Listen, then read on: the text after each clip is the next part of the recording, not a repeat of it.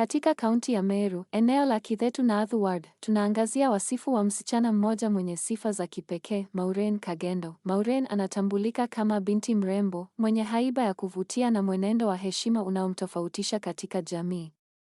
Mbali na mwonekano wake wa kupendeza, anajulikana zaidi kwa moyo wake wa unyenyekevu na misingi imara ya kiroho, akiwa mshiriki mwaminifu wa kanisa la Sabato. Kitaaluma, Maureen ni msomi aliyefanikiwa kupata shahada ya ualimu kutoka Chuka University.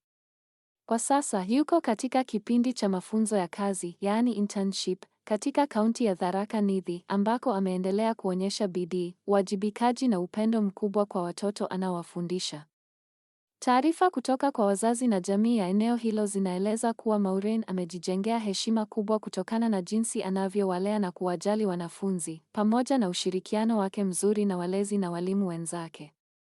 Katika maisha yake ya kijamii, Maureen ni mtu anayeheshimu kila mmoja, familia, jamaa na marafiki. Ana sifa ya kuwa mtulivu, mwenye busara na anayejali wengine. Aidha, ana kipaji cha kuimba nyimbo za kiroho, hasa za Sabato, jambo linaloonyesha mapenzi yake kwa ibada na huduma ya kiroho.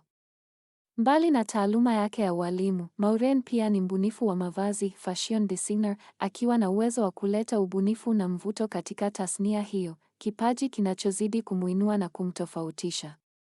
Kwa ujumla, Maureen Kagendo anaonekana kuwa mfano bora wa mwanamke kijana mwenye maadili, elimu, kipaji na dira njema ya maisha.